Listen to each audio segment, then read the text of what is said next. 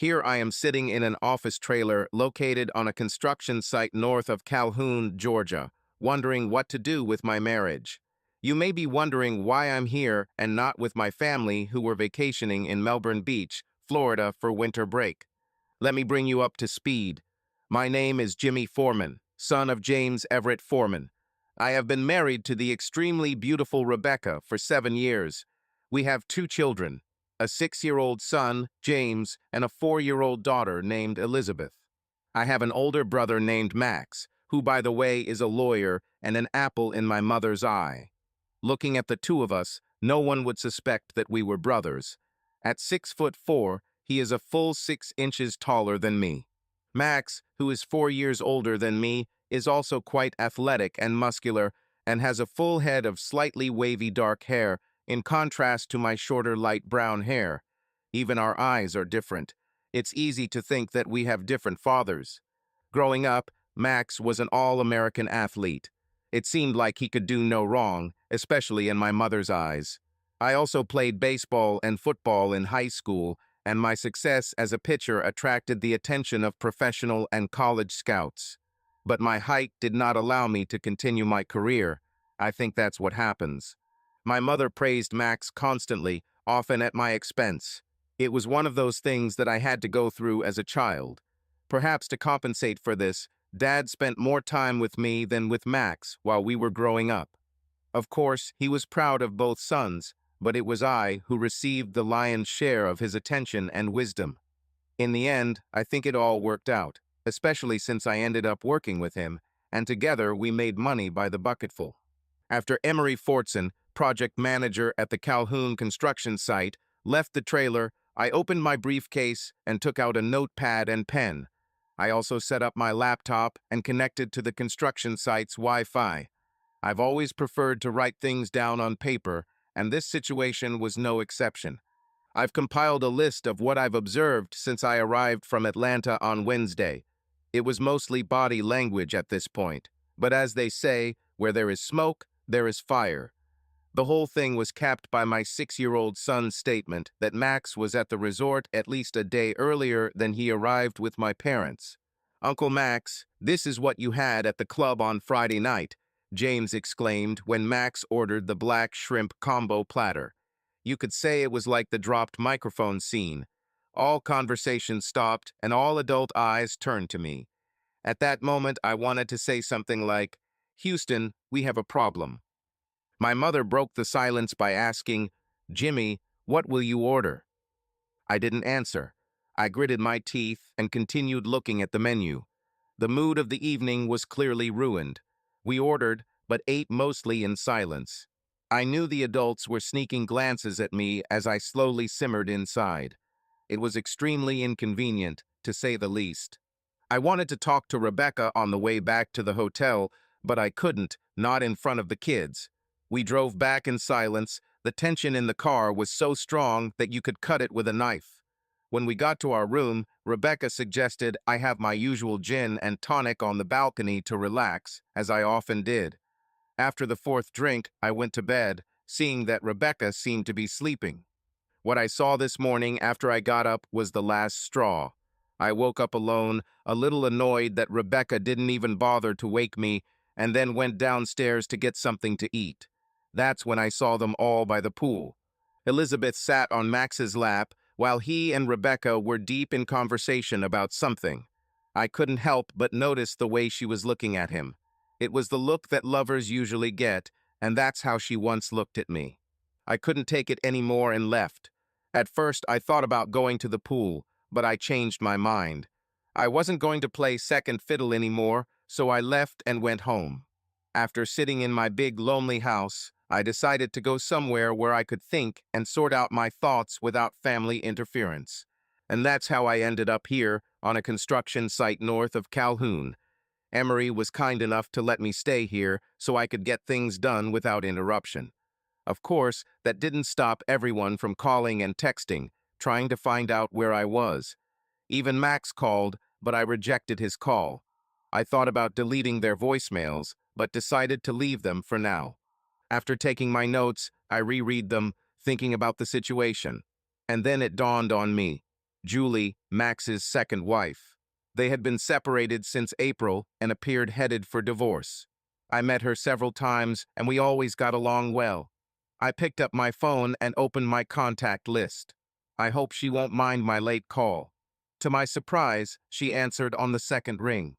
Jimmy, she said, I was wondering when you would call. Were you expecting my call? I asked. Yes, she said. When my private investigator told me you left the hotel, I had a feeling you would call. Your private detective? I asked. You hired a private investigator to follow me. I actually hired a private investigator to follow Max, she said. I knew he was going to meet Rebecca this weekend, so I kept an eye on him. How did you know this? I asked. After Max and I split up, I went to work for my friend, Angela Hawkins. She's a family law attorney, Julie said. We have been trying to obtain evidence against Max for some time now, and I believe we will get them this weekend. Is that why you haven't divorced yet? I asked. That's part of the reason, she said. Part of it is that Max wanted to wait until we were separated for a full year before he filed for divorce. So you think Max and Rebecca are cheating on me? I asked. I think so, she said, but I think it goes further. I have every reason to believe that Max and Rebecca have been a couple since you married her, and there's something else. More? I asked, feeling nauseous. Yes, she said. I have reason to believe that your mother not only approved of the affair, but encouraged and facilitated it. My mother? I asked, stunned. Yes, Jimmy, she said. I'm sorry to be the bearer of bad news. I'm really sorry. You are a good person, and you don't deserve this at all. That would explain a lot. Then I had a terrible thought. What about the children? I asked. Are they his or mine? No one can say for sure without a DNA test, she said. But I have a feeling that at least one of them is not yours. I felt like I had been hit in the stomach. Where are you now? I really don't want to talk about this right now, I told her. Not on the phone. I'm trying to avoid my family at the moment and act according to circumstances. I understand, she said. Fully. Look, why don't you try to get some sleep and then maybe go back to Atlanta tomorrow? If you don't want to go home, find a long-term apartment. I would let you stay with me, but under the circumstances, I don't think it's a good idea. Let me know where you're staying and we'll move on. That sounds good, I told her. And don't worry, I won't tell anyone, she said. Thank you, I really appreciate it, I said. We said goodbye and I passed out. I sat there, processing what Julie had just said. Why didn't I notice this before? Was I so blinded by my love for Rebecca? Suddenly my phone vibrated and I saw a message from her. Please, the message said. Where are you? We're all going crazy here. Far, I wrote back. Far? Why? She asked. Is he there with you? I answered, ignoring her question. Who is he? She asked. You know who, I said. You mean Max? Yes, he's here. And he's worried about you. We are all worried, she wrote. Yes, I felt your concern from the moment I arrived, I said. It's not what you think, she wrote. Please call. We need to talk, she added, using the 4 words every husband fears. I sent 4 of my words. Yes, we need it. Later. I love you, she wrote. I looked at her message and was tempted to respond, but didn't. I didn't feel much love for Rebecca at the moment, not after what Julie told me. I put the phone on the table and looked out the window. Let her sit and think about my non-answer, I thought. The phone vibrated again with messages from Rebecca. Jimmy, are you there? Please, Jimmy, talk to me. I ignored both messages and turned to my laptop. After doing a quick search, I booked a long-term room at a hotel in Atlanta near my main office. Yes, it cost me a pretty penny, but I could afford it. Having done this, I opened the photographs of the children.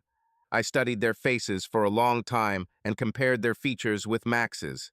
The more I looked, the more I saw it in their faces. Could it be that he really is their biological father?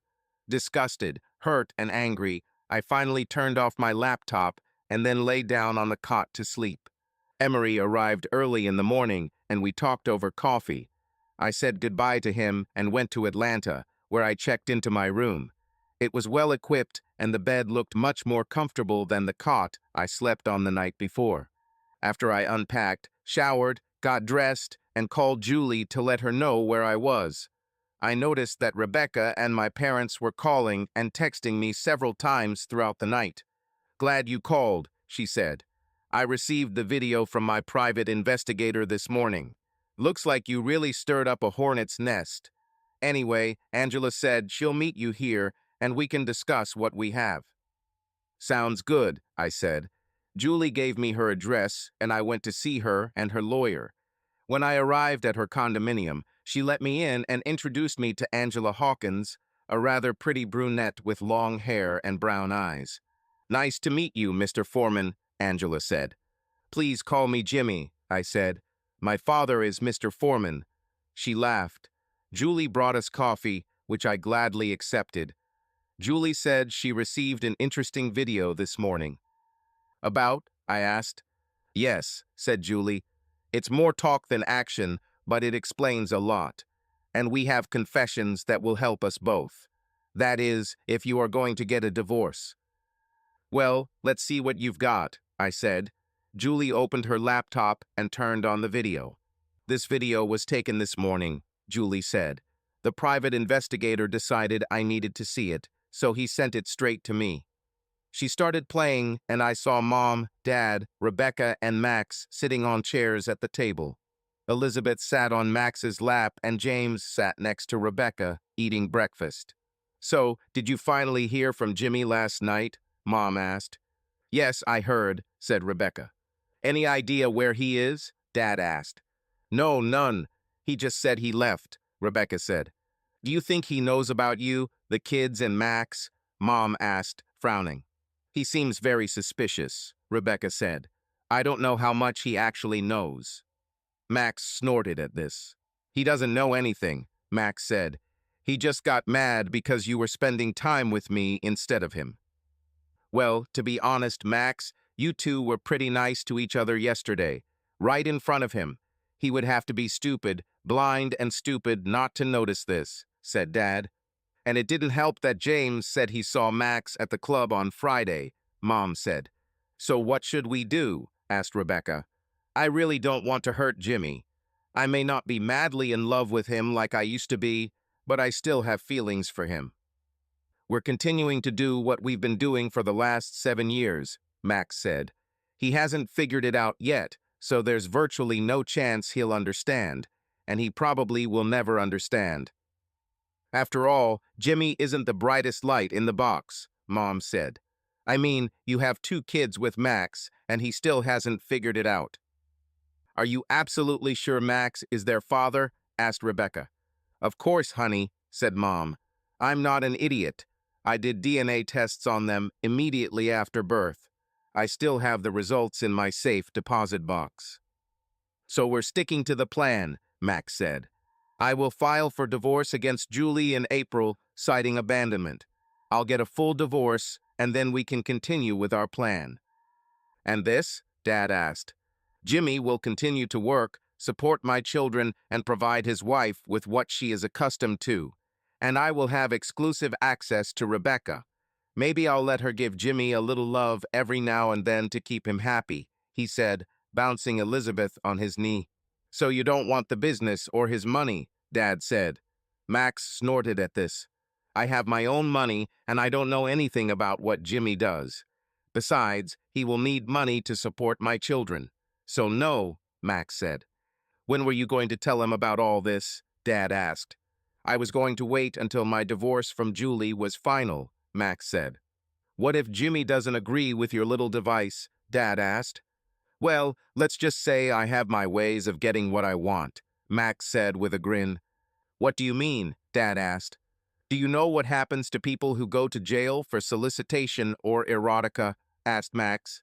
"It's not beautiful. Would you set up your own half-brother just for his wife?" "You 3 are crazy," Dad said, seeming more than a little worried, like a man who had just woken up in a pit of rattlesnakes. "You'll never be able to get away with this." "Only reluctantly. I know how much children mean to him. And if it comes to that, well, we'll see what we can do, Max said. Mom chuckled at this. Look, why don't you two spend some quality time with the kids while Rebecca and I go upstairs for relaxation? He set Elizabeth down and stood up. Rebecca joined him, and they left.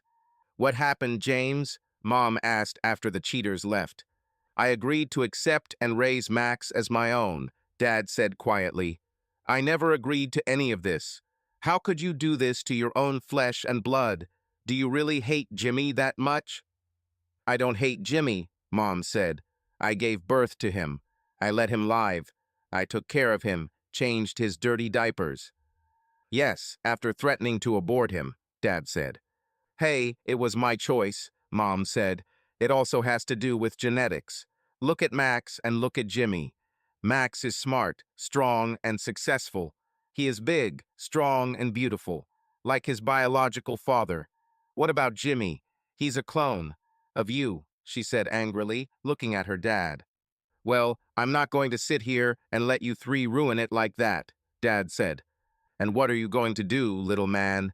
Mom asked contemptuously. Will you divorce me? Ha! I will make Max destroy you in an instant, and you know he can do it. Are you really ready to set your son on me? Seriously, after I adopted him, raised him, sent him to college, Dad asked. You're an even bigger and uglier bitch than I thought, Mary. I should have left you a long time ago. Yeah, well, you didn't, Mom said. So now you and little Jimmy just have to swallow it. You have come to accept what I did all those years ago. Jimmy can do the same. Besides, your heart isn't as strong anymore. You can have a heart attack or stroke at any time. This is a threat? Asked Dad with a straight face. No, just a friendly warning, Mom said. Julie paused the video and looked at me. Once again, I felt like I had been punched in the stomach. Did I really know these people? Julie put her hand on my shoulder for comfort. Sorry, Jimmy, she said. I didn't know it was that bad. I nodded in thanks and looked at Angela. I want a divorce, I said. Angela nodded in understanding. And I want it as soon as possible. What can you do for me? I'll start right away, she said. I'm guessing you want the lion's share of the assets, so I'll go from there. I will need you to provide me with your financial information. The faster the better. In the meantime, don't do anything stupid. From what I've seen, they are conspiring to commit fraud. And adultery is still a petty crime in this state. At least there's enough to file a complaint with the state bar. What about the children? If what they say is true, the children are not mine, I said. We'll ask the judge to order a DNA test, Angela said. If Max is the biological father as they claim, we will look into it. Okay, I said. Do you think your private investigator can install cameras and microphones in my house? It's a holiday weekend, so if he has someone available, it will cost more, Angela said. This is fine. I'll pay whatever it takes, I said. She took out the phone and called. After a couple of minutes, she ended the call and told me that someone would come, but I would have to pay a premium for the service. It's normal, I said. I still need to stop by the house and collect what you need and bring it to your office in the morning. Will this work? Yes, that will do, Angela said. And I'll pay for your private investigator, I told Julie. I really appreciate it, Julie said. I saved for months to pay for it. It wasn't easy, believe me. I can imagine, I told her. We discussed strategy and funding some more. Because Julie helped solve this case, I agreed to reimburse her. Considering what was at stake, I felt I owed her at least that much. I offered to help pay for her divorce, but she refused, saying she was going to make Max pay for it. We ended our meeting and I went home. When I arrived, I saw a pickup truck in front of the house and decided that it was an investigator. I let him inside and grabbed the folders containing our financial documents, then packed more of my clothes and personal items and loaded them into the car. I also took my computer and downloaded everything I could. The investigator showed me how to access the system that saved the video to a secure server in the cloud. He finished the job by the time I was ready, so I paid him and gave him a $100 bill for his labor. After all, it was a holiday weekend. He smiled, putting the bill in his pocket, and we shook hands. On the way out, I took off my wedding ring and placed it on the kitchen table. Meanwhile, Rebecca and the others continued to call and text me, and I continued to ignore their attempts to talk to me. There was no family for me anymore. When I got back to the hotel, I quickly had lunch and went to my room. My phone rang while I was sorting through financial documents, and I saw that it was my father. I decided to answer his call. "Hello," I said in a monotone voice. "Jimmy, it's you," I heard my father's voice. "Yes. What do you need?" I answered. "Where are you? The whole family is worried about you," he said. I snorted at that. "Family, huh?" I asked. I didn't know I had one. "It's not fair, Jimmy," he said. "I've always been on your side." It was true. As far as I knew, he was always on my side, at least when I was around. "Suppose this is so, at least in my presence," I said. "So where are you?" he asked. "In the distance," I said.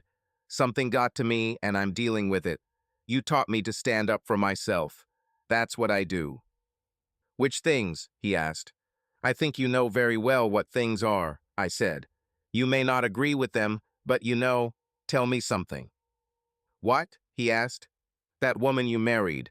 What did she do to you?" I asked. "It's a long story," he finally said. "She cheated on you, right?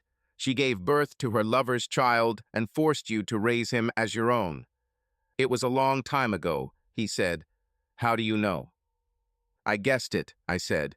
"It took a while, but I finally realized it after what I saw and heard over the past few days. I've always wondered why Max and I are so different in so many ways. And I often wondered why Mom treated me like dog shit. Now everything makes sense." "Jimmy, please." "That's not true," Dad said. "Bullshit, Dad," I said. "Don't insult my intelligence by lying to me.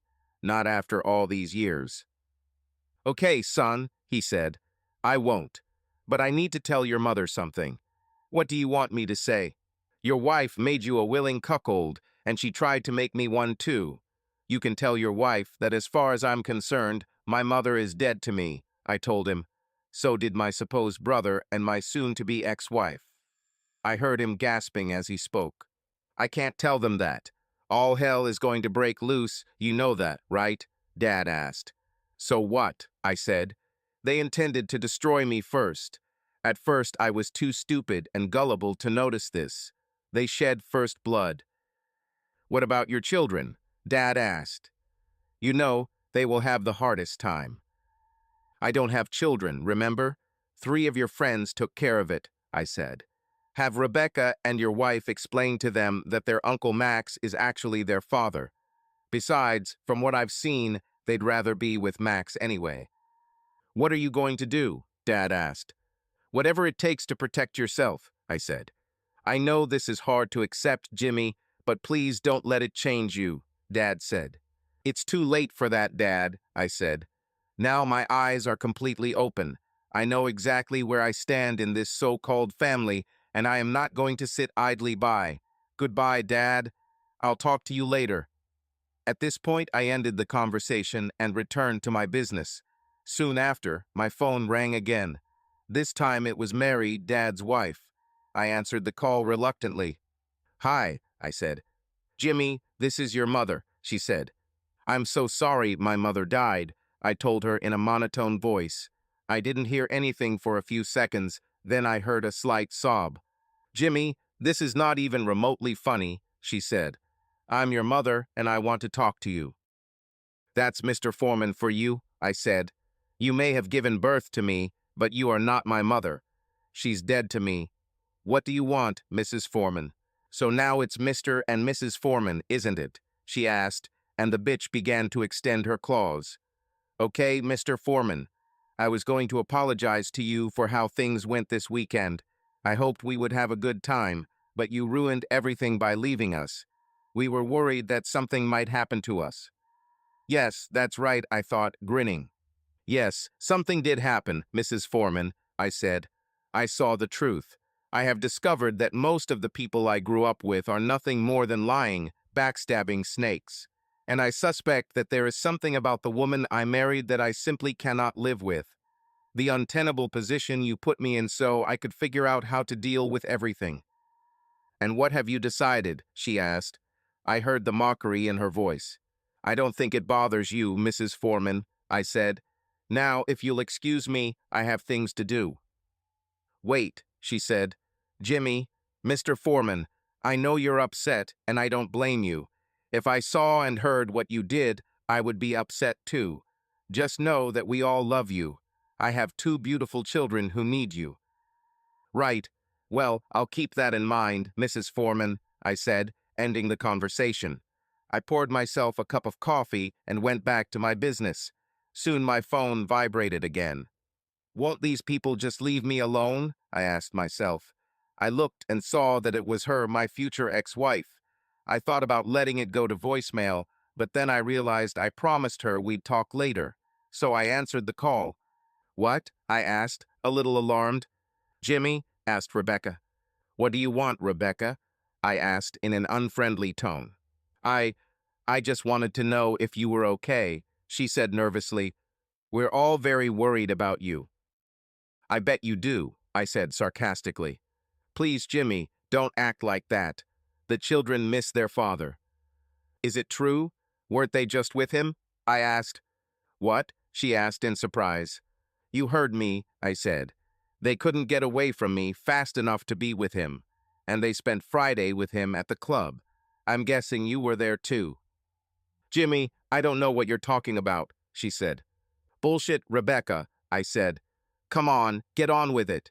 Why did you call? Is it true? I just wanted to let you know that we are going to be leaving the hotel, she said. I have to go back to work next week. Will I see you when I get home? No, I said. No? Where will you be? She asked. It's none of your concern, I said. Jimmy, what happened? You don't even look like yourself, she said. Please, Jimmy, talk to me. I care about you and love you. Is it a fact? I asked. Of course, I could have been deceived. Despite what you, Max, and Mrs. Foreman think, I'm not stupid. Mrs. Foreman? Do you mean your mother?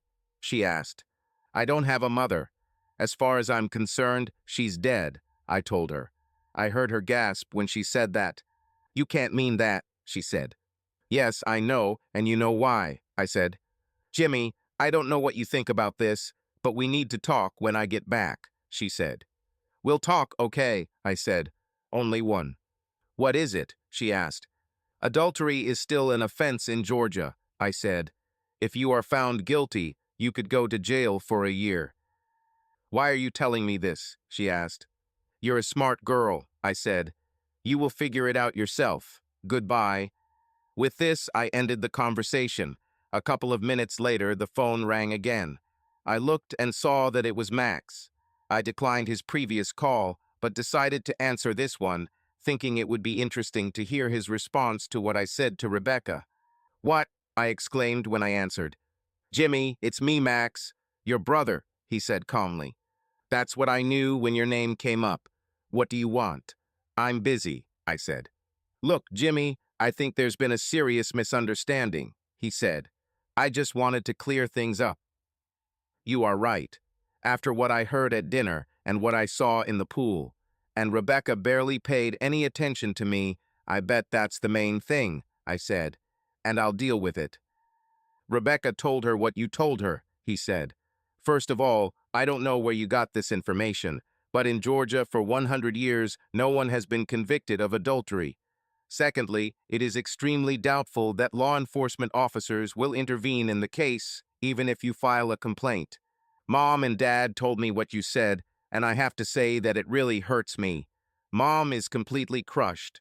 I understand that you are upset, and I cannot say that I blame you for the current circumstances.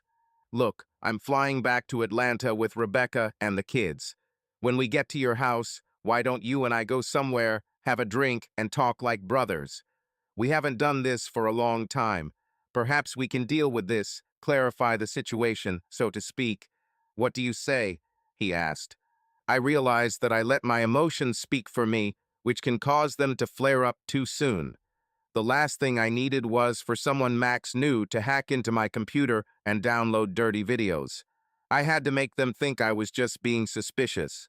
I needed to calm him down a bit, sound a little uncertain. I needed to strike first, and to do that I needed them to think I was just throwing a grown-up tantrum. I took a deep breath before answering. "We'll talk someday, Max," I said evenly, through clenched teeth. "But it will be at a time and place of my choosing." "Okay, Jimmy," he said. "If you want it, I will always be with you." "I want it that way," I said. "For now, leave me alone. No more phone calls. No more messages. I will contact you all when I'm ready and not a minute sooner." "No more calls or messages. I see," said Max. "Do you want to talk to Mom, Dad, or Rebecca?" "No," I said. "I've already said my part." "Okay, Jimmy," he said. "We will talk later." At this point, I ended the conversation and hung up. I tried to control my tense breathing and pounding heart. Through the red haze, I wondered if Max was mocking me, or if he was so arrogant that he didn't even realize what he'd done. The bastard didn't deny a single thing. Having calmed down, I decided to grab a quick snack and then flopped onto my bed to sleep for a few hours. I knew the flight to Atlanta would take about an hour. Given the roughly 2 hours it would take to get through security and the roughly hour it would take to drive home from the airport, I figured I'd have to wait about 4 hours, and I wanted to keep an eye on security as Max and Rebecca approached the house. When I got up, I checked the time and figured they could come through the front door at any time, so I grabbed my laptop and logged in. There was no activity anywhere, so I figured they had probably stopped along the way for gas and something to eat. I made coffee, went to the toilet, and sat down again. About half an hour later, I saw the front door of my house open. Rebecca and Max walked inside, each carrying a sleeping child. They looked around the darkened room, then turned on the light. "His car isn't here," Rebecca said. "I don't know if he was here or not." "Let's put the kids to bed and look around," Max told her. I watched as they carried the children to their rooms. They went downstairs and Rebecca went to the kitchen. "Why don't I make us some coffee?" she asked. "Sounds good," Max said, sitting down on the sofa. Rebecca walked into the kitchen and turned on the light. That's when she saw my ring in the middle of the counter. She gasped as she took it. "He was here," she said, holding the ring. Max stood up and walked over to her.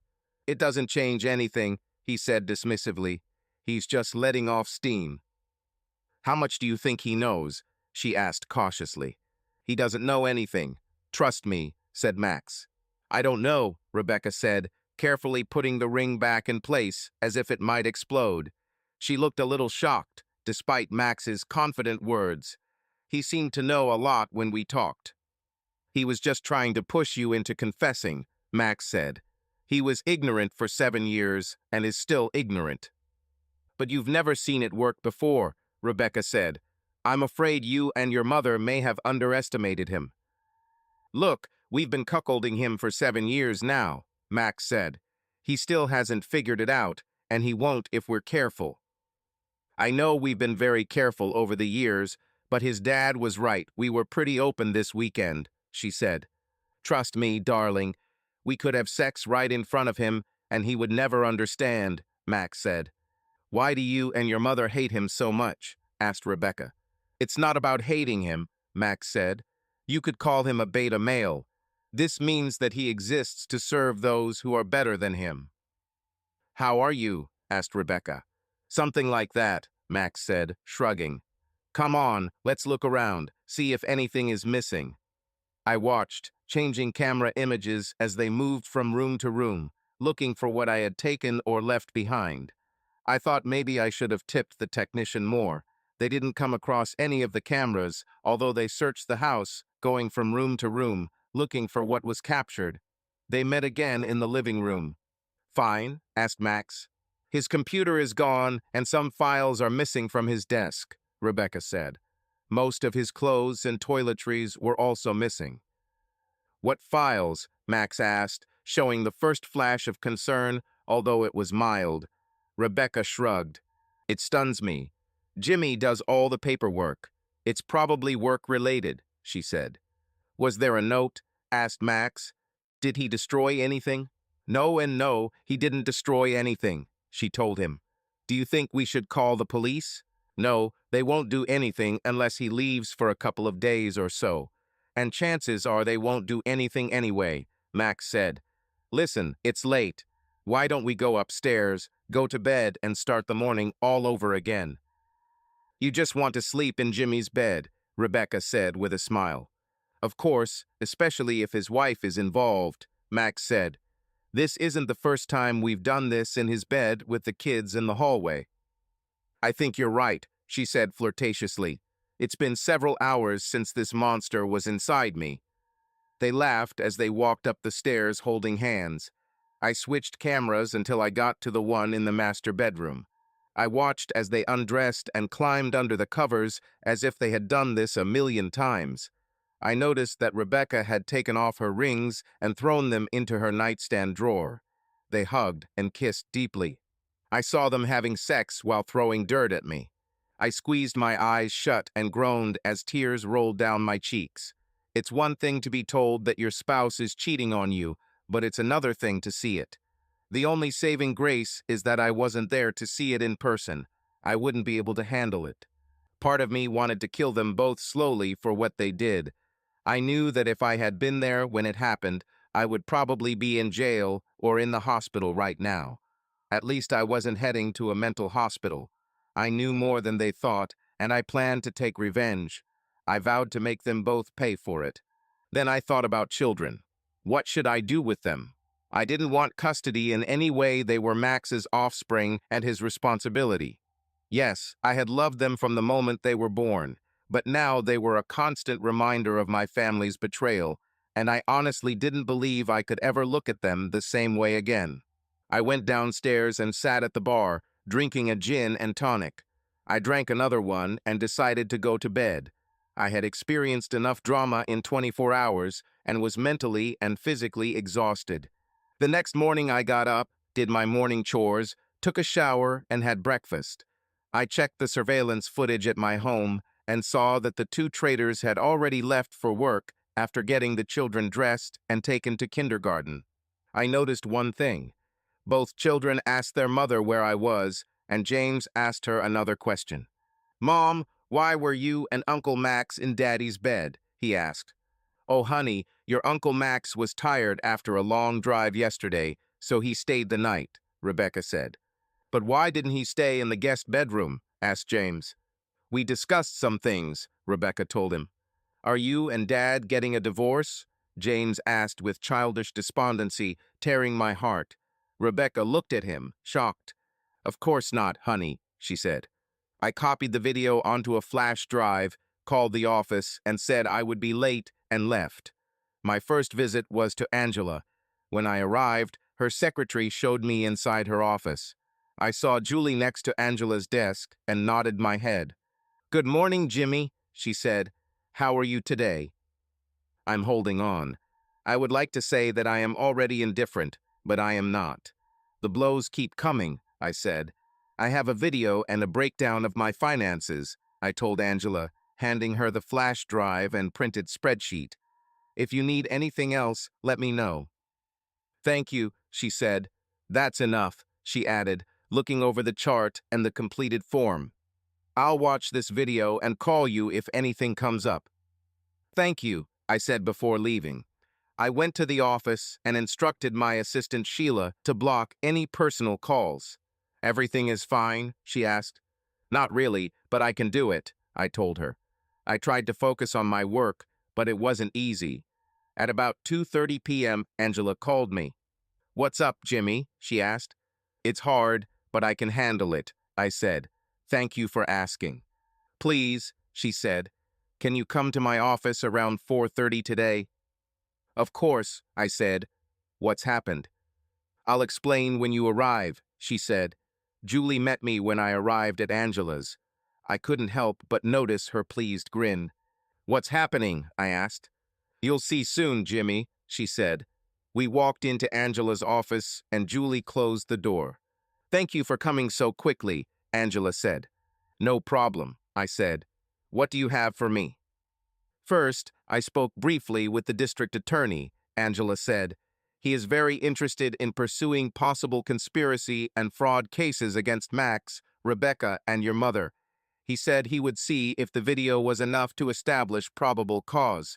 The prosecutor can use the video because they were in a public place and did not try to hide, so he believes he can argue that they should not have had any expectation of privacy.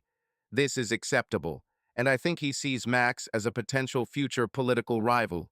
Your mother has a rather complicated history of political ambitions, judges, prosecutors, attorney generals, some gubernatorial and senatorial runs. Angela shrugged. If we kill two birds with one stone and get him on our side, I'll take it. That's good, I said. What else? The video taken at your home last night is sufficient evidence to file for divorce on grounds of adultery. So I'm preparing the documents now, she said. I also asked the court to order Rebecca to conduct a paternity test on the children. For what? I asked. They have already accepted that Max is the biological father, and my mother has already said that she has the results of the DNA tests. Have you personally seen these test results? Asked Angela. No, I didn't, I said. Exactly, said Angela. These tests were carried out 4 to 6 years ago. Since then, science has advanced significantly. Therefore, I intend to request those test results to compare them with ours. Why go through all this? I asked. Look at this, Angela said, turning the laptop so I could see the screen. Yeah, I've seen that before, I said, looking at the picture of Rebecca and Max. No, look here, Angela said, pointing to something on the side of the video screenshot. I looked and saw the door she pointed to, but there was something else there that I hadn't noticed before, a small, shadowy figure. I looked at Angela, puzzled. I turned to a video specialist who I keep under contract, Angela said. He improved the image. Look. She brought up the image, and I could clearly see who was standing in the doorway. It was James, his eyes wide open as he watched his mother have sex with Max. Oh my God, I said. It's no surprise that James asked Rebecca if she was getting a divorce. Can I call someone? Child guardianship authorities, perhaps? I doubt they'll do anything based on that alone, Angela said. However, the judge will certainly not look on it favorably. Have you considered asking for custody? No, I didn't, I replied. I thought they were Max's children. I'm not interested in raising other people's children. But what if they turn out to be yours? Asked Angela. You seem to think that this is really possible, I said. I've seen things that aren't so strange, Angela said, and I think we need to be prepared for any eventuality. Max is an arrogant bastard, but he is a cunning and dangerous lawyer. I want to drive him into the center of the minefield that I will create. A video of him hinting at planting evidence against you will be disturbing, but it won't get him disbarred, since he can easily claim that he was just bragging, joking, or being angry. The indisputable results of the DNA test will be a pretty big stick to beat. We'll see what the DNA test results are first, I told her. Okay, Angela said. When was the last time you spoke to them? Saturday before I left them in Florida, I said. Maybe you should call them tonight, just to let them know you're okay and you're thinking about them, Angela said. It will also be a show of goodwill for the judge. It will show that you are trying to do the right thing. Maybe you're right, I finally said. So, what's next? We'll get the results of the DNA test, then I'll apply for both of you, Angela said. How long will it take to get results? I asked. It usually takes about 8 to 10 days, but you can get results in 48 to 72 hours if you don't mind paying extra, Angela said. Okay, I said. I will pay extra to get results faster. When will the judge sign the order? I should get it tomorrow, Angela said. If so, I will give Rebecca the summons that same day. Here's the contact information for the lab I usually use for this, she added, handing me a business card. As soon as she is served with the summons, I will send you a message with a case number. You can use it as a reference when you give your DNA sample. Thank you, I said. This is all. For now, yes, Angela said. Don't worry, Jimmy. We will get through this. We said goodbye, and I left to eat and rest. It took a lot out of me, and I just wanted it all to end. When I got back to my room, I turned on the house surveillance system to see what was going on. Rebecca appeared to have just returned home and was tending to the children. I realized that I really missed the kids, so I decided to call home as Angela suggested. The Foreman residence, Rebecca said when she answered the phone. Apparently, she didn't see my number on the phone screen. "Hi, Rebecca," I said. "Jimmy, where are you? When are you going to come back home?" she asked excitedly. "I just called to talk to the kids," I said. "But when are you coming home?" she asked. "I don't know," I replied. "Can I talk to the children now or not?" "Of course," she said. "Wait." I heard her calling for James and Elizabeth, telling them I was on the phone. James answered the phone first. "Dad, where are you?" he asked. "I'm doing some things," I said. "Are you all right?" "Yes," said James. "I just want you to be home." "Me too," I said. Surprisingly, I spoke sincerely. I wished I could really be their father and tell them a bedtime story while Rebecca and Max burned in hell, of course. "Tell me something. Just say yes or no. Does your Uncle Max stay with us when I'm away?" I asked. "Yes," he said immediately. "All night long?" I asked. "Yeah," James replied. "Has this been going on for a long time?" I asked. "Yes," James answered sadly. "Thanks for your honesty, James," I said. "Please, so when are you coming home?" he asked. "Don't know. As soon as possible," I said, barely resisting the urge to cross my fingers. Damn them all for what their scheming is doing to two innocent children. "I love you," he said hopefully, with complete childlike honesty. I felt tears welling up in my eyes. Even though I hated what Max and Rebecca did, the fact was that I loved these two children, and I would miss them terribly after this was all over. "I love you too," I finally said. He passed the phone to Elizabeth, and we talked for a while, mostly me listening to her talk about her dolls. We exchanged "I love yous," and she handed the phone to Rebecca. "When are you coming home, Jimmy?" she asked. "I don't know," I said. "I'm not sure I even have a home." "This is nonsense, Jimmy, and you know it. I need you to come home. The kids need you back too," she said. "What's gotten into you?" "It's not what came over me," I said. "It's a matter of who found you." "What?" she asked, feigning shock. "What made you think I was with someone other than you?" "Please don't insult my intelligence," I said. "I've had enough of you all. You didn't even bother to tell me that you were with Max and my parents at the Indian River Club that Friday while I was sleeping. Instead, you made it clear that they would just arrive on Saturday. You lied to my face. You think I didn't notice how you and the kids were hanging around Max this weekend? How would you feel if you watched the person you love most in the world do this right in front of you?" "So that's the thing," she said. "You think I'm cheating on you because I was nice to Max?" "Polite? Are you kidding me? You practically pounced on him right in front of me. The whole time I was there, you didn't even let me kiss you on the cheek. You tried your best to keep us from being alone. Do you have any idea how painful it was to see the woman I loved more than anything in the world do that?" "Wait, you said loved. In the past tense," she said. "Don't you love me anymore? I wonder when she will realize this." "What do you think?" I asked in response to her question. "How would you feel if you were me?" "Jimmy Foreman, you need to come home now," she said after a few awkward moments. "We'll sort this out when you get back." "What if I don't come back?" "Then perhaps I will find solace in your brother's arms," she said angrily. I stared at the monitor, hearing her words echo in my ears. Part of me was glad I was writing it down. The other part wanted to bury her up to her neck in an anthill. I saw her expression change as she realized what she had just said and tried to justify herself. I, "I'm sorry, Jimmy, it just kind of slipped out. You hurt me. You've never hurt me before, and it just threw me off balance," she said. I gave in to my emotions and answered before I had time to think. "Rebecca, when was the last time we made love?" She looked dumbfounded, clearly not expecting such a question. Then she looked worried, bordering on panic.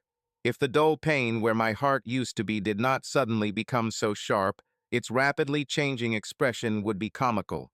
Jimmy, where did this come from? We made love, really, last week, don't you remember?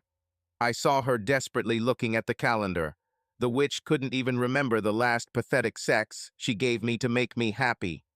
I needed to end this call quickly before my raw emotions overrode my common sense, and I blurted out something about the evidence I had. Really, Jimmy, you need to come home and be my husband. I just... Do what you need to do, I said. Just know this. I'm no longer your slave, and I won't be your cuckold. If you sleep with him, we're done. If I find out that you slept with him any time after our wedding, we're done. I will divorce you, and I will do it as painfully as possible. You understand me? I looked at the laptop display and saw her sitting with the phone in her hands. She no longer seemed so beautiful to me. I saw her wipe a tear from her face before speaking.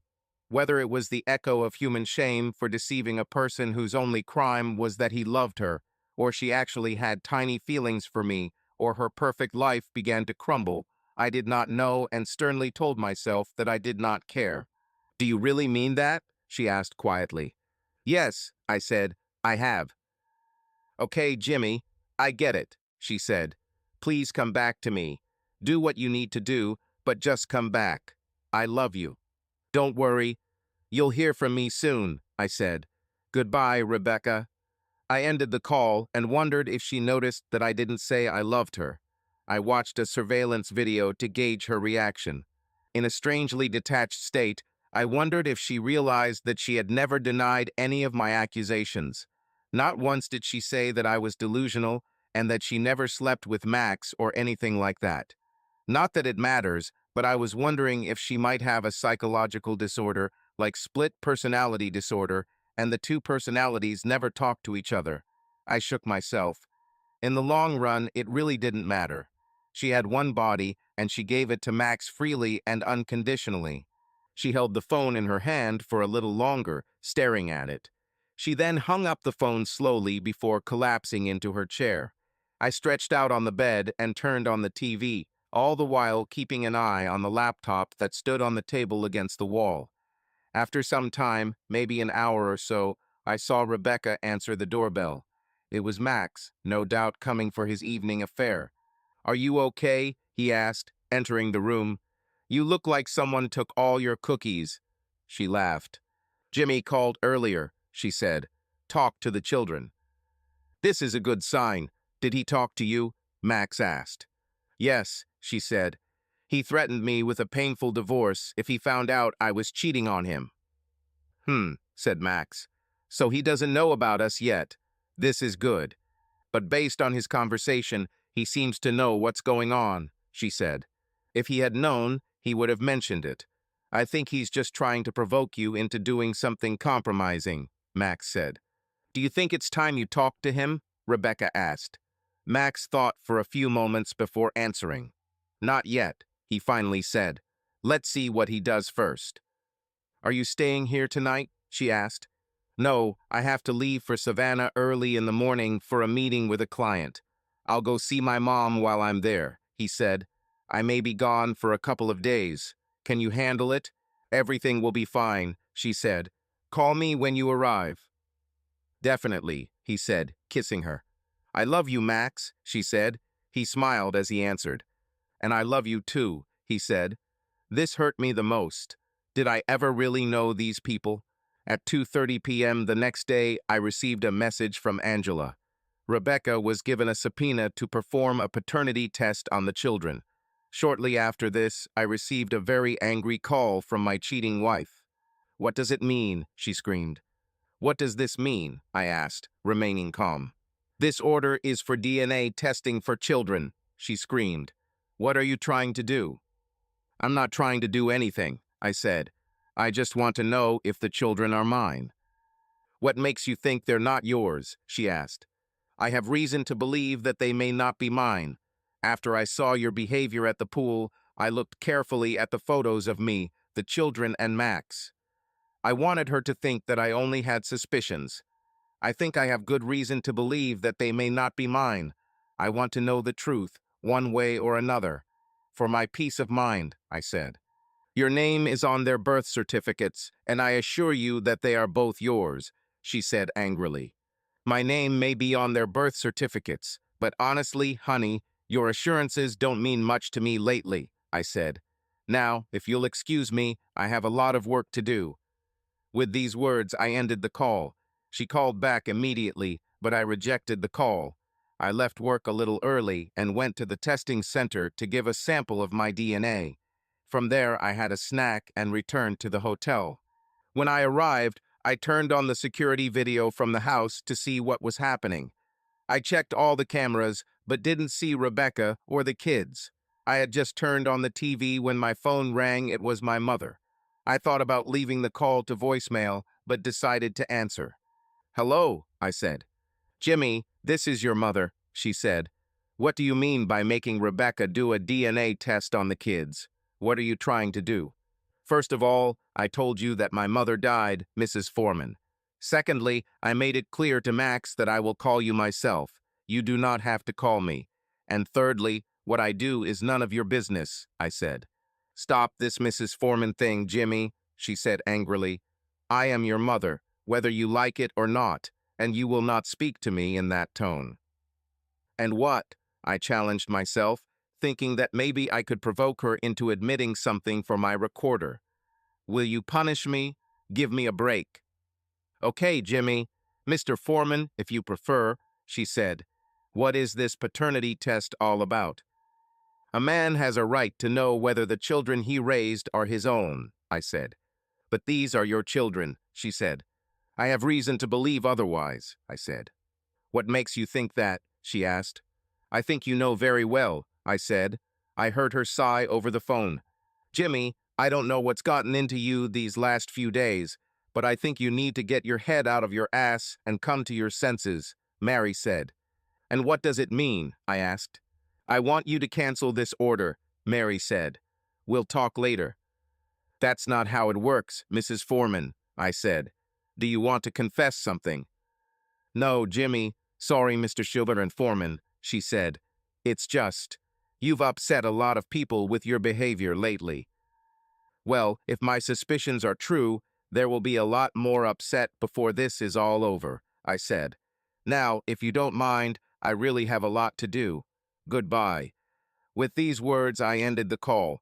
She called back immediately, but I rejected the call. I sat down in a chair and raised my feet.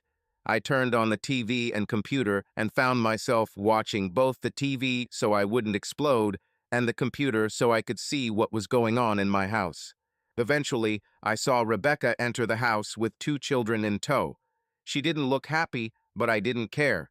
Apparently, she went to fast food, which surprised me since she usually hated eating that kind of food. I saw her send the kids upstairs before throwing the bag and 3 empty cups in the trash. Then she picked up the phone and called someone. Hi, it's me, she said. I just returned with the children. Can you believe he actually got orders for DNA testing on the kids? It's so humiliating. The technician was there with the sheriff, and I didn't have time to sneeze before they were taken away and swabbed. I thought she was talking to Max and tried to hear what was said on the other end, but couldn't. Then she spoke again. Do you really think that's what he's doing? She paused, listening carefully. I have a copy of the order. It was submitted by one Angela Hawkins. She listened and finally said, Are you still here? Yes, she is listed as the attorney who filed the application. Does it mean something? She asked. She sat down and put her hand on her head, listening. Do you promise me that you will call him? Today? Okay. Thank you. I love you too. Bye. She ended the call, and I realized she was talking to Max. A few minutes later, my phone rang, and I saw that the call was from Max. I launched the call recording app I had bought earlier at Angela's insistence and answered. What do you want this time? I asked, answering his call. I told you I'll call you when I have time to talk. What am I hearing about paternity testing? Max asked. This is what they usually do when they want to confirm the paternity of children they have raised, I said. What do you care about? Rebecca said it was humiliating how you handled it, Max said. Was it really necessary to do this to her? Humiliating? You have no idea what humiliation is, I said. Jimmy, I talked to Mom and Rebecca. They are devastated. What's going on with you? Max asked. Let's just say I'm learning a lot about my so-called family, I said. I could almost hear the gears turning in Max's head as he thought. Listen, I'm in Savannah right now, Max said. I'll be here for another day or two, then I'll be back. When I return, we will need to talk to clarify the situation, so to speak. Max took a deep breath, like an adult trying to be reasonable with a capricious child. I can't believe you'd spend money on a lawyer like Angela Hawkins to torture the people who love you. But I guess it's your money, spend it however you want, Max added, as if correcting a misbehaving child who had stuck his hand in the cookie jar. This is true? I asked. Yes, said Max. You know, when I get back, I'll call you and we'll arrange something. Just you and me. Fine. We'll see, I said.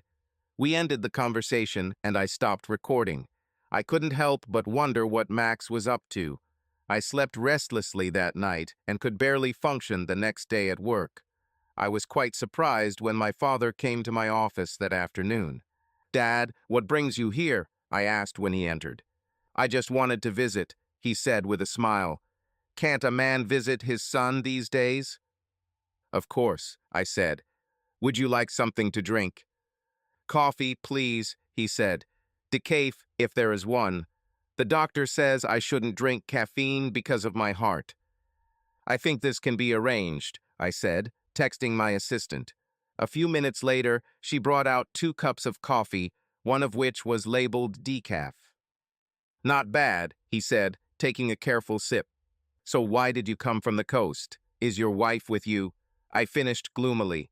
No, she's not with me, said the father. Actually, she thinks I'm here to talk some sense into you, he added, using air quotes. But I'm here to clear things up. Completely, he said. He then lowered his eyes as he continued. I also came to ask for your forgiveness and warn you. I take it she didn't come with you, I asked. No, he said. I made it clear to her that you probably wouldn't want to talk around her. I nodded my head. You're right, I said. So I was right. She cheated on you, didn't she? Yes, he said. It was a long time ago, even before our wedding. She didn't even try to hide it from me. She said that before the wedding, she can do what she wants and with whom she wants. Has it always been like this? Yes, practically, he said. After the wedding, we did this, had marital relations only when she wanted, which didn't happen very often, and she carefully protected herself so as not to spoil her body with low-quality offspring. But then she got pregnant. I found out about this literally while she was on her way to the abortion clinic. You were my child. I knew it. I was aware of most of her rare affairs, which should have been hidden from others, but they poked my nose into them. You could only be mine. I begged her not to have an abortion. She told me straight out that I had no say in the matter. Whether I was her legal husband or not, it was her body. So I made a deal with this witch. Max will get whatever he wants or whatever she wants for him. No objections on my part.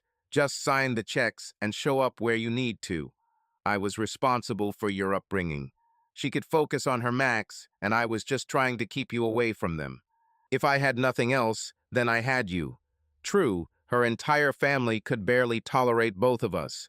I know they made sure that only Max was mentioned in their wills.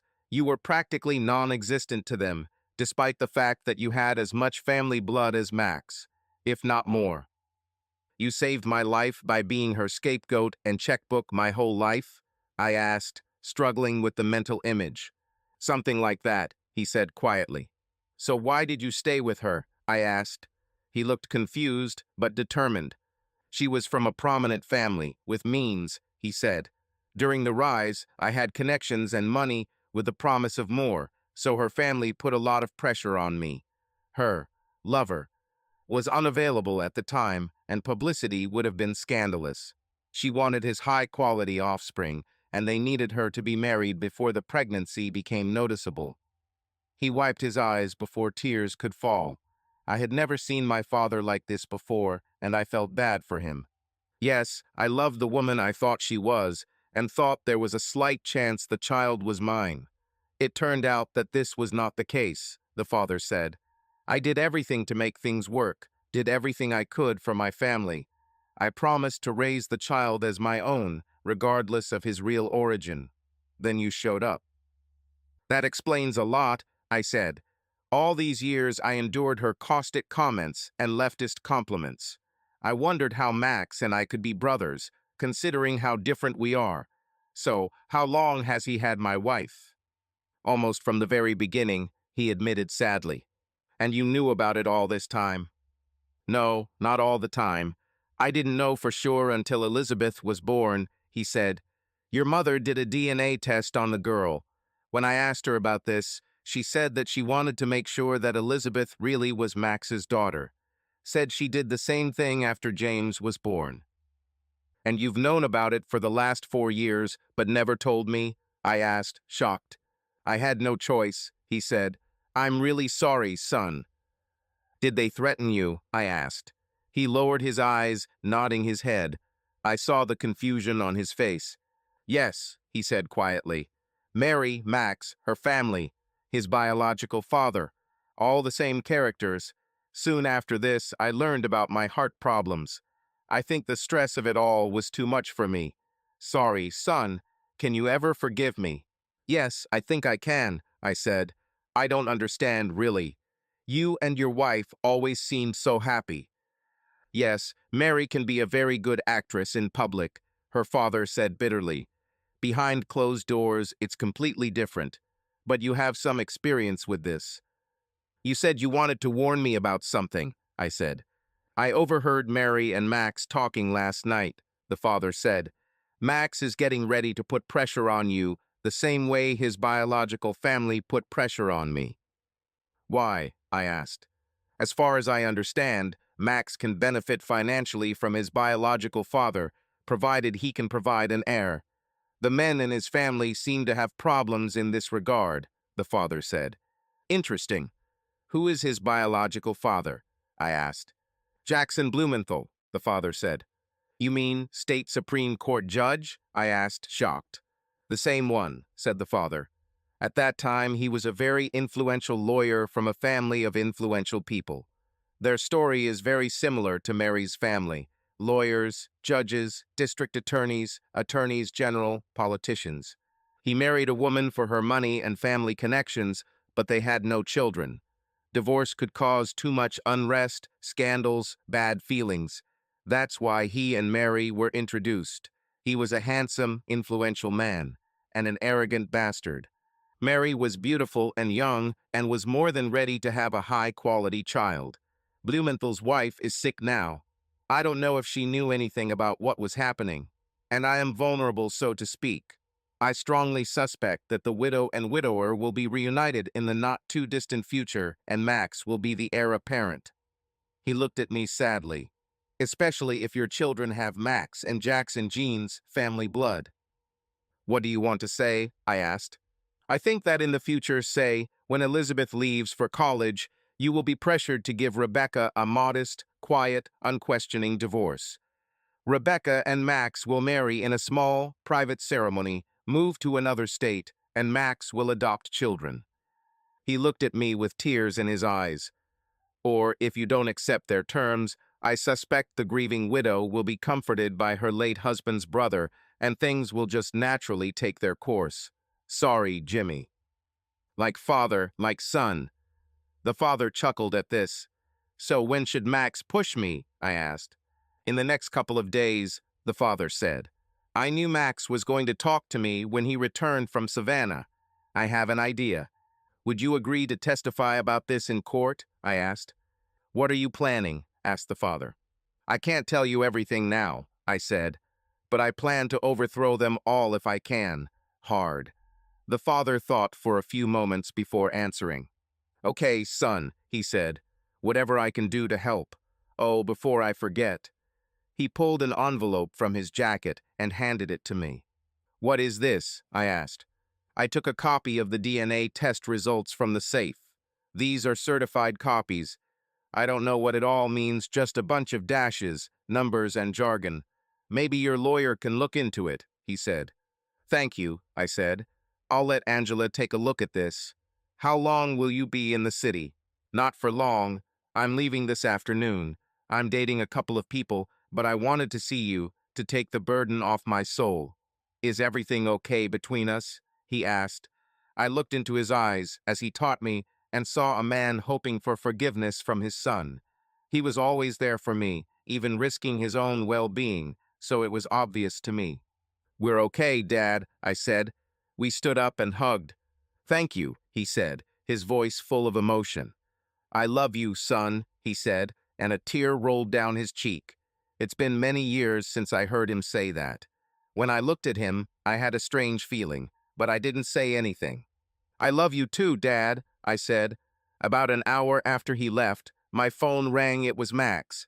I decided to answer. Hello, I said. Jimmy, this is Max, he said. Yes, I know. Your name appeared. What do you want? Tomorrow afternoon, I will be in the city. Maybe we can meet for dinner, he said. Okay, I said. How about Luigi's at 6:30 p.m.? Luigi's is an Italian restaurant that I liked.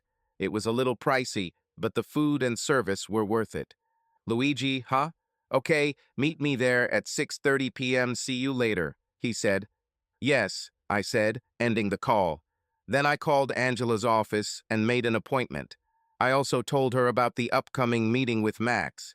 When I arrived, I gave her the envelope my father had given me, and she introduced me to Detective Sam Gibbons. Jimmy, Detective Gibbons contacted me after my conversation with the DA. I told him about your meeting with Max, and he has an idea that he wants to discuss with you, Angela said. What's an idea? I asked. I would like to know if you would agree to wear a bug during your meeting with Max, the detective said. I suppose so, I said. Why? We've been interested in some of your brother's activities for a long time, Sam said. He's not my brother, I said. At best, he's my half-brother. Brother, half-brother, whatever, Sam said. The fact is we want to find a reason to arrest him. And you want me to be bait? So, I asked. Something like that, Sam said. As far as I understand, he doesn't think very highly of you. This means that he will probably be a little overconfident and say something unnecessary. If this happens, we will be there to arrest him. What exactly are the actions we are talking about? I asked. Extortion, blackmail, something like that, Sam said. Fraud and collusion, I asked. That too. Will you help us? He asked. I looked at Julia and Angela, thinking about it. Then I remembered my father and the ruins of my family and made a decision. Count me in, detective, I said. He smiled and nodded. Thank you, Mr. Foreman, he said. He handed me the pen. When you meet him, just press it and put it in your pocket like a regular pen. She will transmit everything said to my receiver. I'll be with a few uniformed officers. If he does what I think he will, we will arrest him. Don't worry. We've got your back. I appreciate it, I said. I saw Angela's face break into a wide smile. What's happened? I asked. According to these reports, Max cannot be the father of either child, Angela said. At best, he's an uncle and a pretty distant one. The British have a word for how I felt at that moment, stunned. It took me a while for what she said to sink in.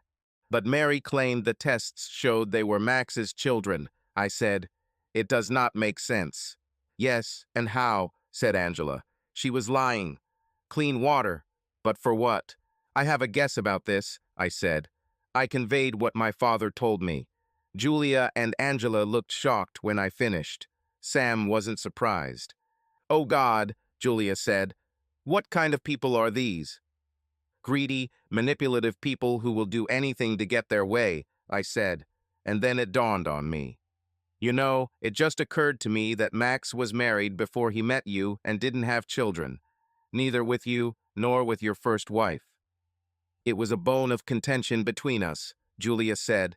We both wanted children, but it never happened. Interesting, I said. Max may not be able to conceive children. It's entirely possible, Angela said. So, are you ready for tomorrow night? Yes, I said. It's time to end this farce. We talked a little more and then said goodbye. I had dinner at the hotel and went to my room. After I cleaned myself up, I turned on my laptop and connected to my home surveillance system. There wasn't much to see, just Rebecca looking after the kids. As before, I turned on the TV and alternated between watching the laptop and the TV. My phone rang around 9:30 p.m. I looked and saw that it was Mary, my former mother. I wondered what she wanted and answered the call. "Hello," I said. "Jimmy, this is your ma. Mrs. Foreman," she said. Her voice trembled with emotion, and I realized that she was crying. "What do you want this time?" I asked. "Jimmy, your father is dead," she cried. "They say he lost control of the car in Macon, and he ended up in the Ocmulgee River." I felt like I had been punched in the stomach again. I lost not only my wife, who was taken from me by the scumbag who pretended to be my brother, but also my father, the man who put everything on the line for me. "When did it happen?" I asked. "Probably a couple of hours ago," she said. "I just found out from the state police. Sorry, Jimmy. I know how close you were to him." "Thank you," I said, stunned by the news. "Jimmy, Mr. Foreman," she said hesitantly, "I know you think badly of me right now, but I want you to know that I truly loved your father." Yeah, I thought. She loved him to death, no less. "Did you tell Rebecca?" I asked. "I was going to call her next, Jimmy," she said. "I'm really sorry. For all." "Yes," I said. "Thank you for calling. Goodbye." I ended the call and hot tears streamed down my face. The man who sacrificed everything for me is now dead. And then it dawned on me. He knew this would happen. I couldn't explain it, but it was the only logical explanation. I collapsed on the bed, sobbing. Then I heard Rebecca talking to someone on the security video. I steeled myself to watch. "Hello," Rebecca said, answering the phone. "What?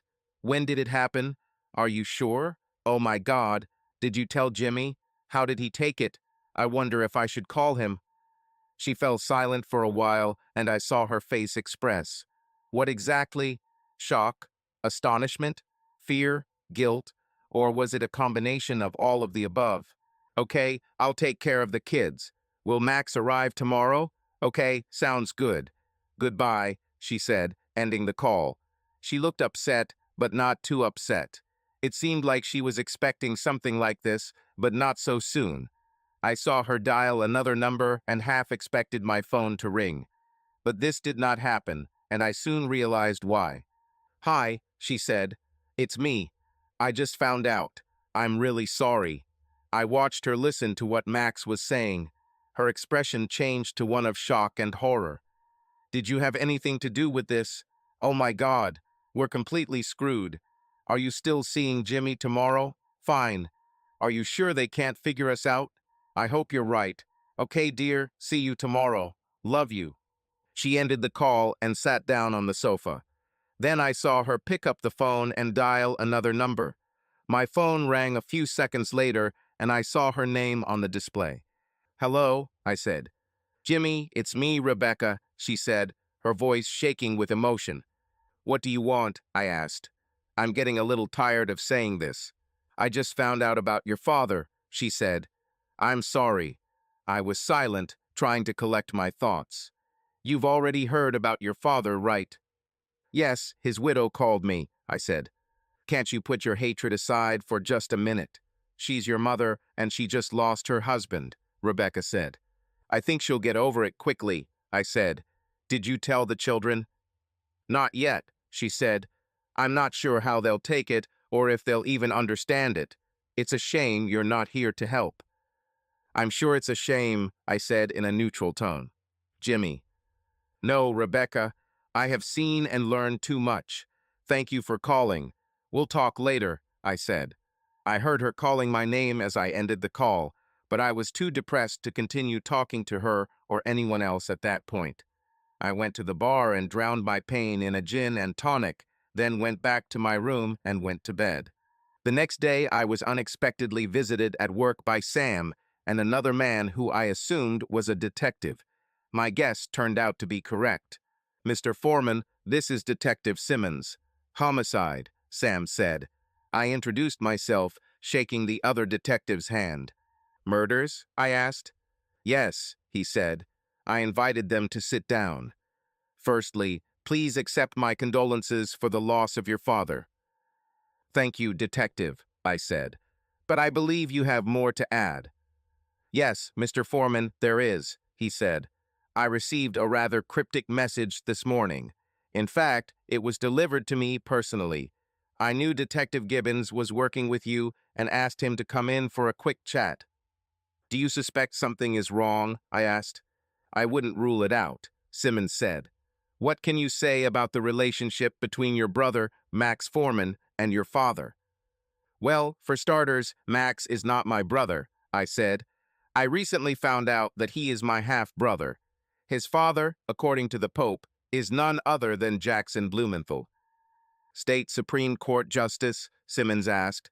"Yes," I said. "Interesting," he said. "What else can you tell me?"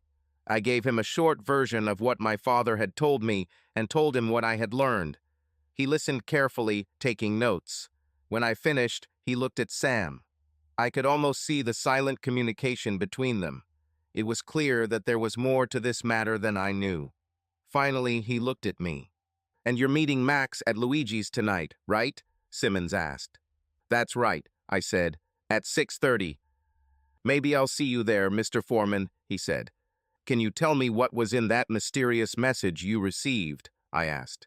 "I'm afraid I can't discuss this with you right now," he said. "By the way, did you know that your father changed his will?" "No, I didn't know," I said. "He made it official yesterday. According to his lawyer, Jason Miller, some pretty significant changes have been made," Simmons said. "You didn't know about this?" "No, I didn't know," I said. "He didn't say anything about it to me." "Okay, that's all for now, Mr. Foreman," the detective said. "I may have more questions for you later, so I ask you to stay in the city for a while." "I guess I can delegate site visits to other engineers," I said. "Let me know if I can help." "Thank you, Mr. Foreman," Simmons said. "We'll be in touch." With these words, they got up and left. I walked them to the door and closed it after they left.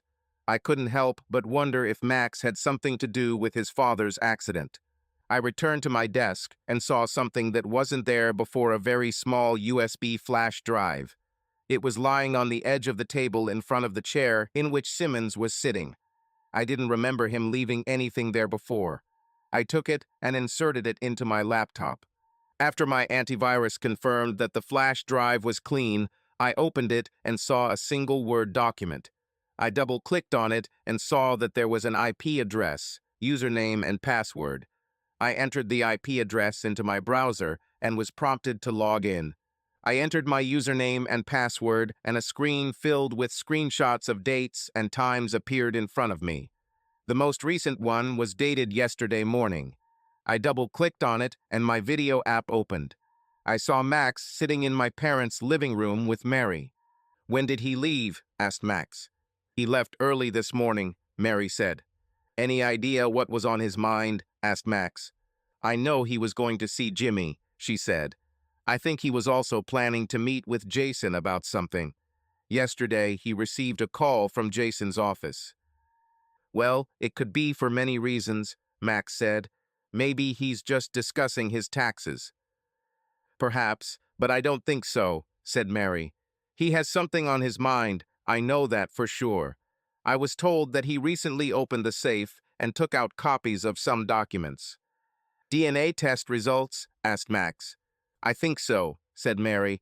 "He hasn't been himself since this whole Jimmy thing came out. That worries me." "Do you think maybe he's finally got some courage after all these years?" Max asked with a grin. Mary giggled in response. "Maybe both him and Jimmy," she said. "What do you want to say? Do you want it removed as we discussed earlier?" Max asked quietly. Mary looked at him seriously before answering. "Yes," she said quietly.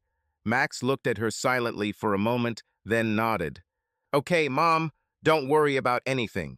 I'll take care of everything, Max said. Are you still going to see Jimmy? She asked. Yes, said Max. Don't worry. I'll take control of it. Thank you, Max, she said. I'll be right back, she added, standing up. When she left the room, Max took out his phone and made a call. Jake, this is Foreman. Listen, I have a job for you. Yes, he. Are you still following him?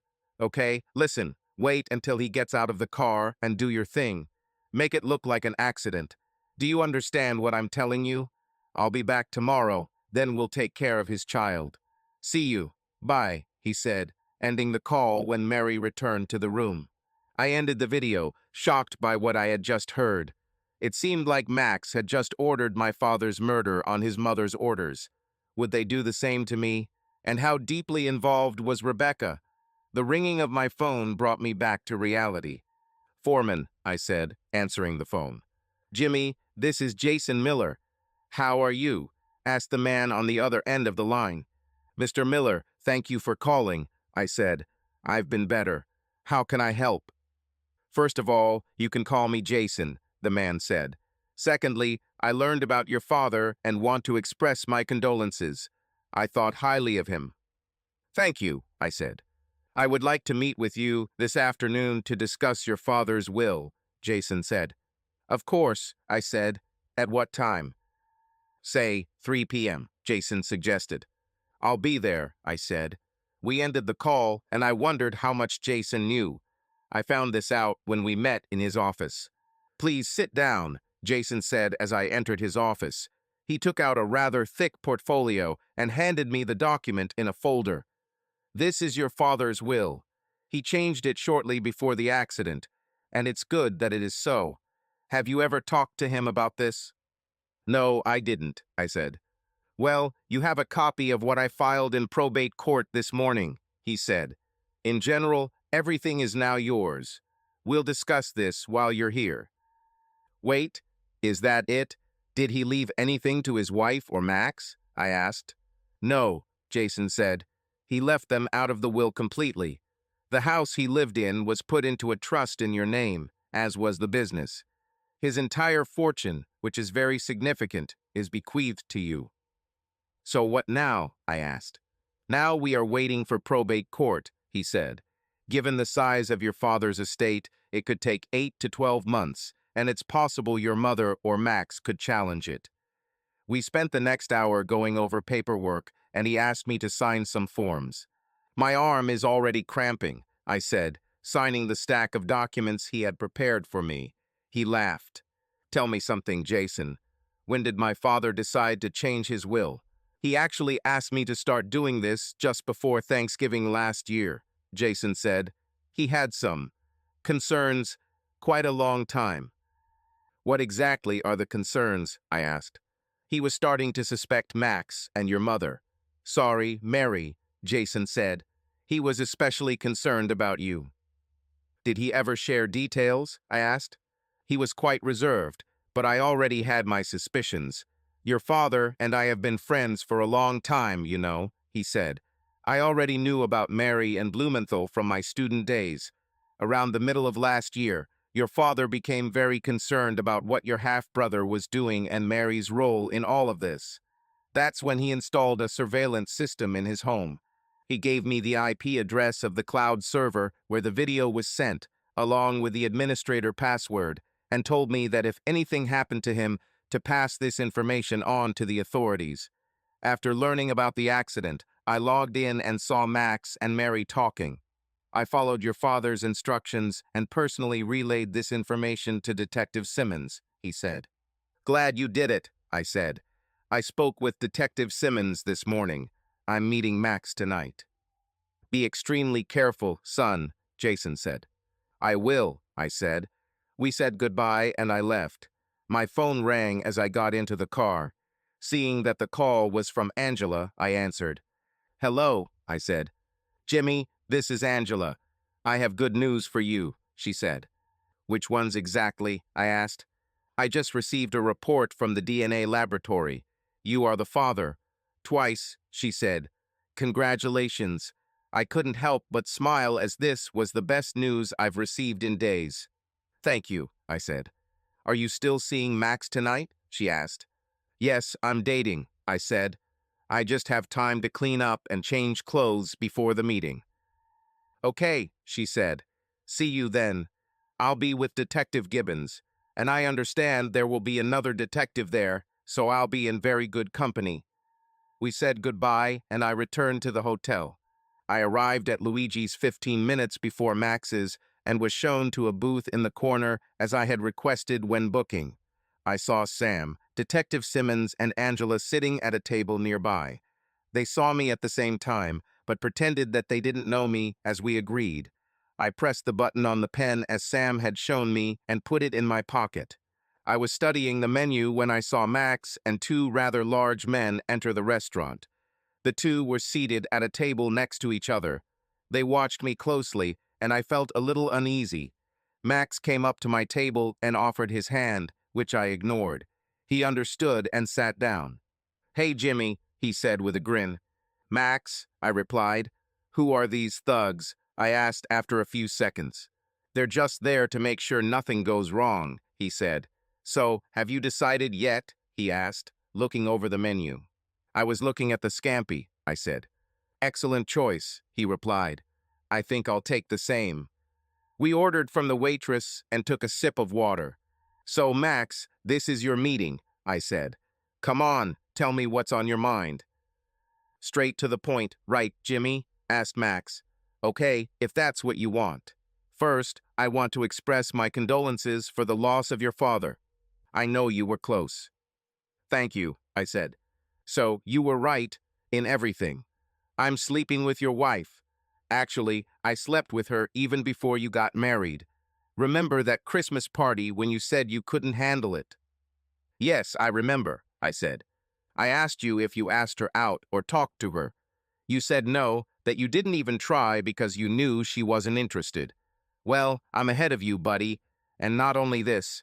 You see, Jimmy, I did talk to her, and he did ask her out on a date, and yes, we had sex like rabbits.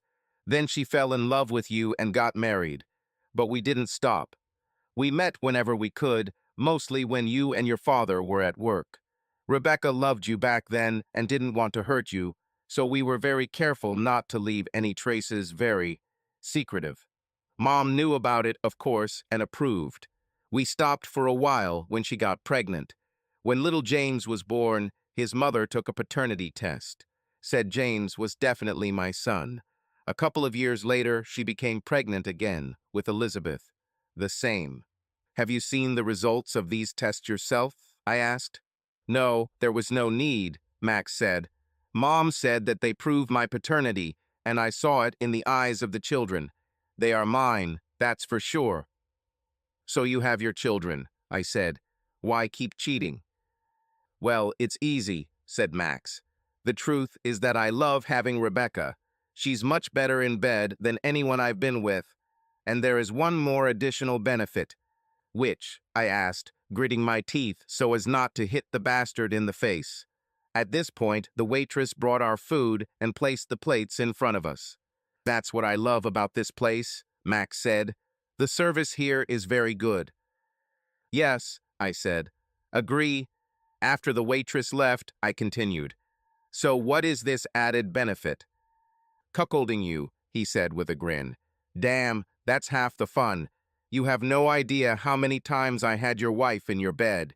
We often talked about inviting you to join us just so that you would watch, of course. I don't believe in sharing."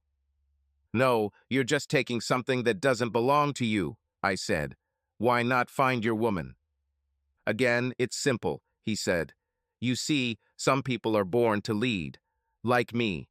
Others are there to serve. It's you. Which brings me to the reason for our meeting."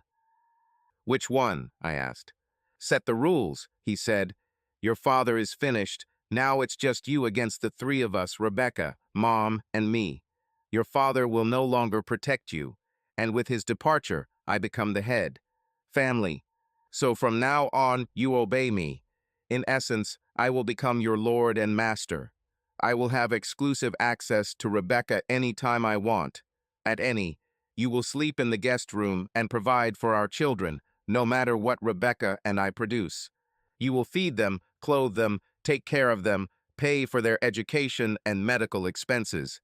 In general, do everything that a father usually does. Only they will all be my children. You will do what we say without question, no matter how humiliating it may seem to you. Moreover, you will not file for divorce and will not seek female companionship outside of marriage. If you step out of line, we will take whatever action is necessary. This can mean different things. My understanding is that Rebecca was researching male chastity devices, he said, laughing. Glad you're having fun, I said. So what if I decide not to participate in this plan of yours? This is where things get really interesting, Jimmy, old man, he said. You have already seen my colleagues. As you might have guessed, they aren't very smart, but they do have a lot of muscle, very big, and they love to use their fists. That sounds like a threat, I said. Just an observation, Jimmy, Max said. There's something else they're good at. They are very good at solving small problems. How is your father? I looked at him, shocked. Hoping Detective Simmons caught his hidden confession, I decided to push him a little harder. So you ordered my father to be killed? I asked. Let's just say I just made sure things happened a certain way. I have a talent for this. He took out a USB flash drive from his pocket. It's amazing how much information this little thing can store. Do you know what happens to rapists or creators of dirty video in jail, Jimmy? Believe me, it's not pretty. I don't need to kill you, Jimmy. Although this is also an option. The fact is, I can ruin your life with the contents of this little flash drive, he said with a grin. So, let's see if I got it right, I said. You, Rebecca, and your mother intend to make me your slave. You want me to raise your children as my own to provide for them and take care of them without financial help from you. You expect me to willingly allow you to control every aspect of my life and for me to live in a loveless marriage as a willing cuckold and slave. And if I step out of line or decide I can't live the life you want, you'll either kill me or frame me for crimes I didn't commit. Did I understand correctly? Why, Jimmy, you're even smarter than Mom says, Max said. I think you get the point. And when will this start? I asked. This could start at any time, at least this evening. We can go to your house and celebrate the first night of your new existence, Max said. I don't think so, Mr. Foreman, Detective Simmons said as he, Sam, Angela, and two uniformed officers approached our table. Max looked up, stunned. The thugs began to get up, but were stopped by four more uniformed officers. What does it mean? Max was indignant. Stand up, Mr. Foreman, turn around and put your hands behind your head, Detective Simmons said. You are under arrest for attempted extortion, conspiracy, fraud, the murder of Mr. James Foreman, and conspiracy to commit the murder of James Foreman. I'm sure we will have other charges. Simmons turned to the officers at the table. Arrest him, he said. Wait, Angela said, stepping forward. She held the manila envelope and put it in Max's jacket pocket. Mr. Maxwell Foreman, you have received a subpoena, she said with a smile. Take him away, Simmons said. And his colleagues, he added, nodding at the two thugs. The officers handcuffed Max and read him his license. By the way, Max, I said. He turned around, his face red. My children, both. Your mother lied to you about the tests she took, and I have DNA evidence that proves that I am their biological father. You should check your swimmers. You son of a bitch, Max growled. I will get out of prison, and when I get out, I will kill you. It sounds like a threat. I guess we can add one more charge to the list, Sam said. If you want him to be charged, Mr. Foreman. Absolutely, I said. Take him away, Simmons said. Officers escorted Max and his two thugs out of the restaurant, their hands cuffed behind their backs. Thank you, Detective, I said, handing him the pen. He took it and shook my hand. No, thank you, Mr. Foreman, he said. I know this hasn't been easy for you.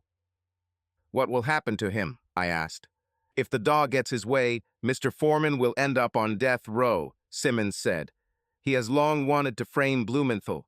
By the way, you may have to take food with you. The officers will take your wife away at any moment. Good luck, Mr. Foreman. We will be in touch." We shook hands, and the detectives left. "How are you feeling, Jimmy?" Angela asked when they left. "It's like a weight has been lifted off my shoulders," I said. I saw the waitress and motioned for her to pack my takeout. "I think I better go home and take care of the kids." "That's a good idea," Angela said. "I will file a complaint against Rebecca in prison. Let me know if I can help." "Thank you for everything," I said. "I will be in touch." With these words, Angela left. I paid for 2 dinners, took the food, and left. I arrived home just as Rebecca was being led out of the house in handcuffs by 2 police officers. She didn't look very happy. "What have you done?" she cried. "I'm writing some mistakes, Rebecca," I said.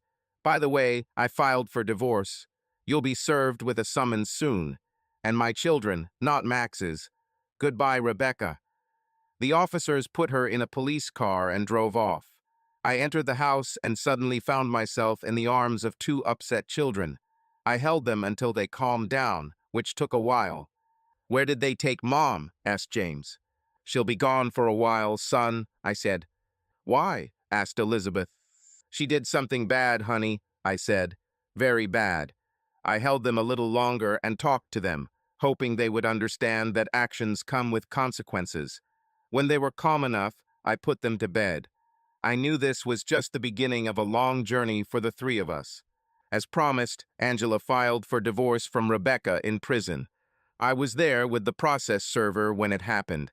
She looked completely unwell.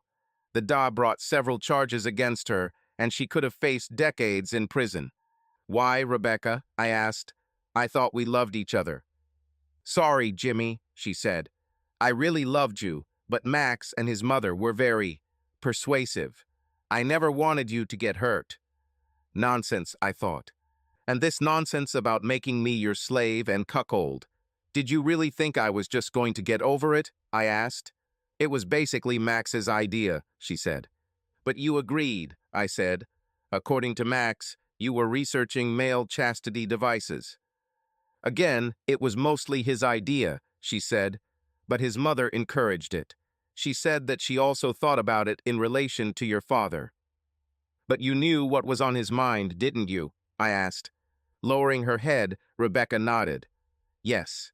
By the way, the DNA test showed that I am the children's biological father," I told her. "Mary lied about that too. That's all about his superior genes." I stood up and looked at her. She looked so unhappy, but at that moment I didn't care.